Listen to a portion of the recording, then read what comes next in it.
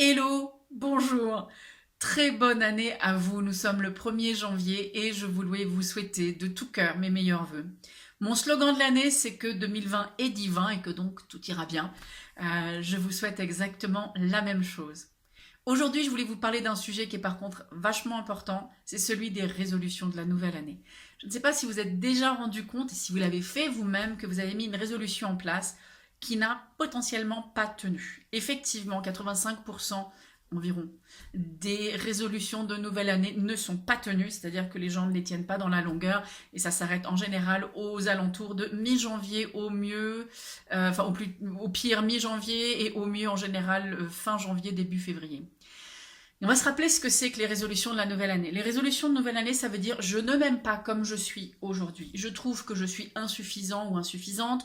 Je trouve que je ne suis pas assez bien, qu'il me manque quelque chose, qu'il y a quelque chose qui cloche avec moi. Et donc j'ai l'impression que je dois changer ça en mettant des résolutions en place.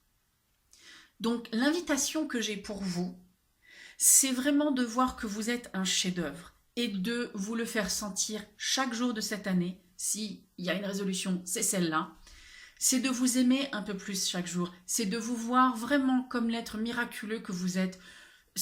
Personne d'entre nous ne maîtrise sa respiration. On ne se dit pas je vais me mettre à respirer maintenant et c'est ça qui va m'aider. Ça se fait naturellement. Vous avez un système digestif qui fonctionne de par tout seul. Les pensées émergent sans que vous ayez obligatoirement à vous creuser la tête et à jouer à Rodin le penseur. C'est vraiment important de voir à quel point vous êtes magnifique tel que vous êtes. Et si mon magnifique vous fait un peu des tics nerveux, c'est qu'il y a vraiment du travail à faire dans cette zone-là. Donc 2020 et les résolutions, c'est vraiment, si vous voulez en faire, posez-les sur un papier, mettez le papier de côté, regardez-le dans un an. Ne vous mettez pas la pression. On est dans une société où la pression est constante. On doit être comme ci, on doit être comme ça, on doit faire ceci, être disponible 24 heures sur 24, surtout quand on a des appareils comme celui-ci où on est disponible 24 heures sur 24.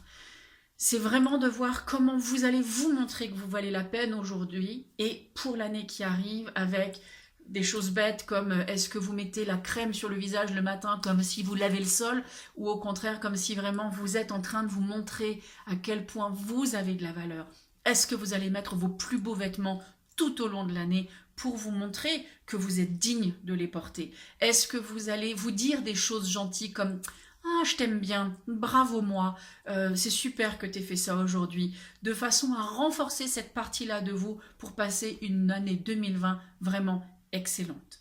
Et je vais juste regarder si j'ai oublié quelque chose dans ma petite note de ce que j'avais noté pour vous. Non, si, j'ai juste simplement rajouté foutez-vous la paix et arrêtez de vous faire violence. Vous êtes bien tel que vous êtes. La seule chose qui cloche, c'est que vous croyez que vous ne l'êtes pas.